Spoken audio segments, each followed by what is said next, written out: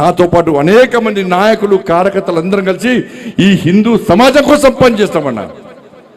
మీరే కుటుంబం అనుకున్నా, నేనైతే మీరైనా కనుక్కున్నా, మీ ఇంట్లో మీ పెద్ద కొడుకు లెక్కున్నా, మీకోసం పనిచేసినా, మీరందరూ బాగుండాలని కోరుకున్నా, మీరందరూ బాగుండాలని కోరుకున్నా.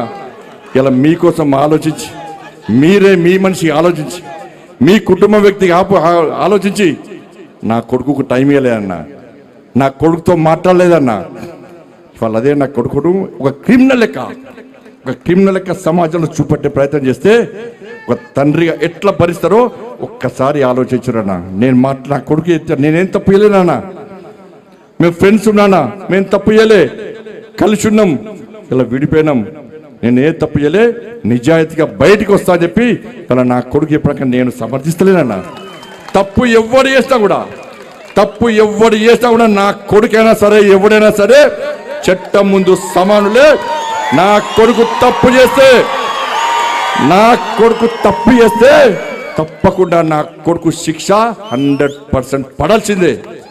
ఇలా నా కొడుకు ఒక రకమైన చట్టం, ఇంకో వ్యక్తికి ఇంకో రకమైన చట్టం ఉండాలని కోరుకునే వ్యక్తి బండి సంజయ్ గారు. సమాజంలో చట్టం ఎవరికి చుట్టం కాదు, సమాజంలో చట్టం అందరికీ సమానమన్న విషయాన్ని ఇవాళ నేను స్పష్టం చేస్తున్నానా.